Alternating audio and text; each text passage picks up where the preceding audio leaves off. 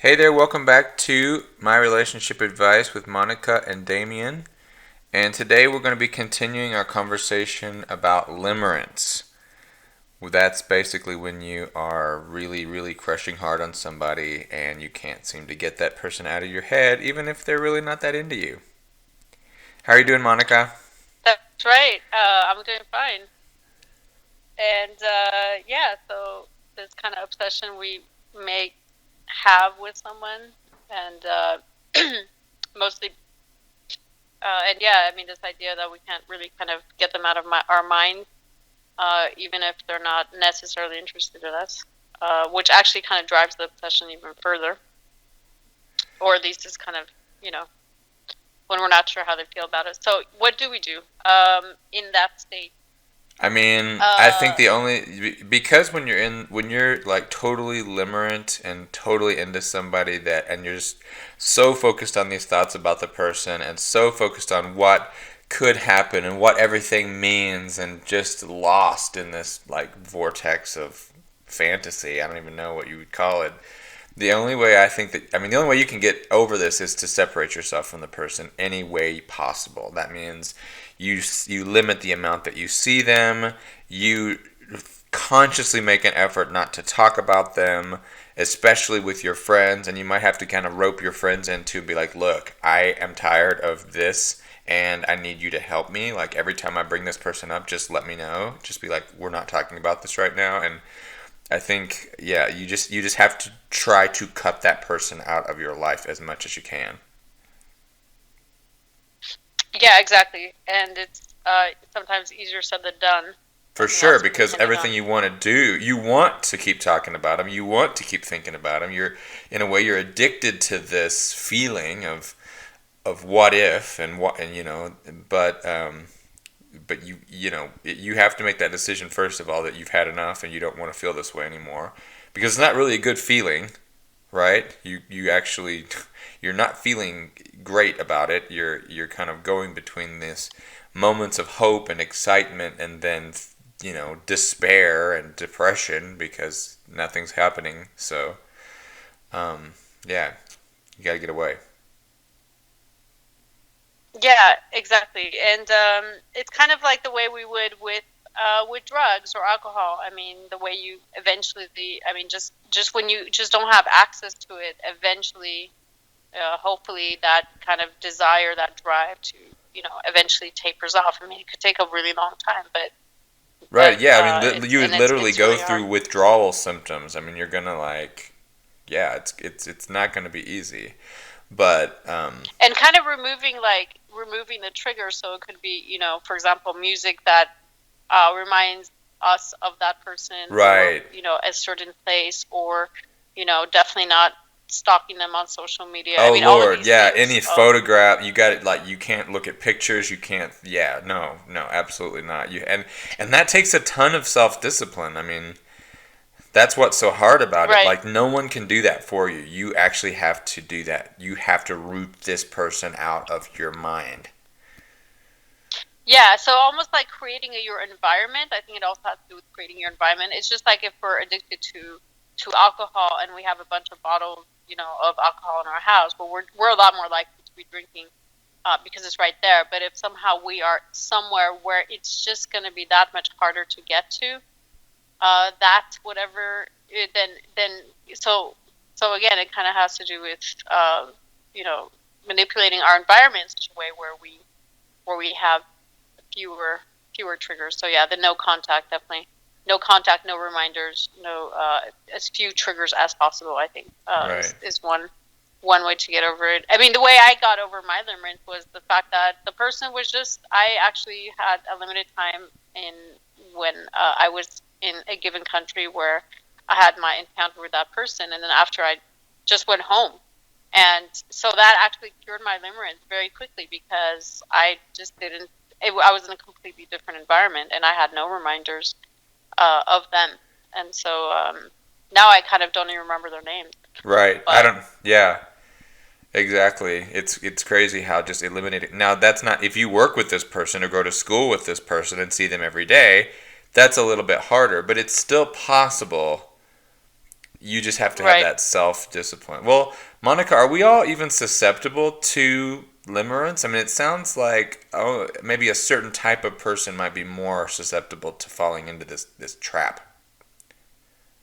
Yeah, I think kind of thinking about ourselves, like what I think it has it can kind of get us, or sort of at a time when we are feeling some sort of void or lack in our own lives, to where we may be kind of more prone towards limerence. If Right. you remember your time during limerence, I mean, I know for me it was because I was not.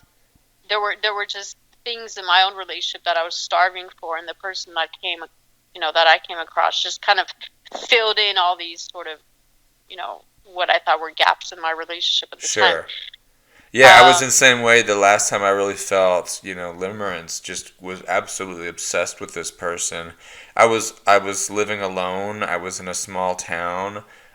This person lived in a bigger city about an hour away, and it like just seeing them offered the possibility of an escape from kind of a boring, lonely situation. And so yeah, I just found myself, like you said, just I used my own mind to like insert them into all these areas of my life that I needed something, and they just seemed to be the missing puzzle piece that was just going to fix my life and make me so happy. And it just turns out it's exactly. much more about me and what I'm thinking and what I'm needing, and it's not, we're just kind of finding a person to like fit that fantasy for ourselves.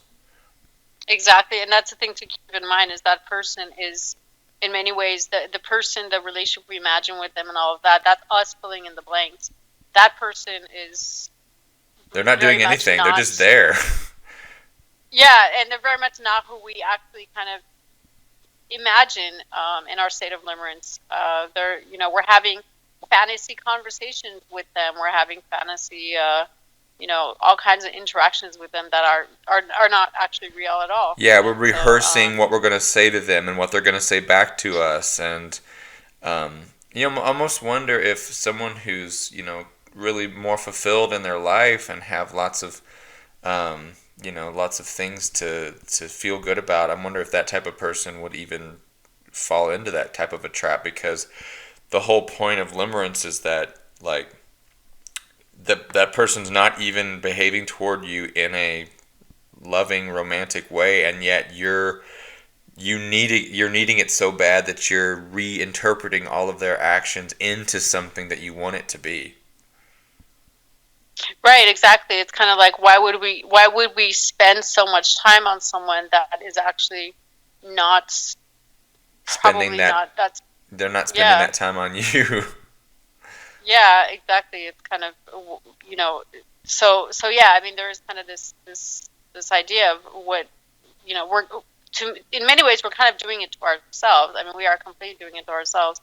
Um, and what is it that, yeah, I mean, how do we become less susceptible to it? And maybe the answer lies in that, is kind of, trying to have, try to lead a life where we're, as much as possible, in the present, realizing that it is actually full already, and just noticing that, and trying to, kind of focus more on ourselves. And I think then, you know, um, we may be less prone to trying to find someone else to kind of give us something that, uh, we may be able to kind of, like in the case that you were saying, which is, this person who led this exciting life in a big city or whatever. It's having, how do you make that happen for yourself? Right. um Instead of looking for and another person to like make your life better,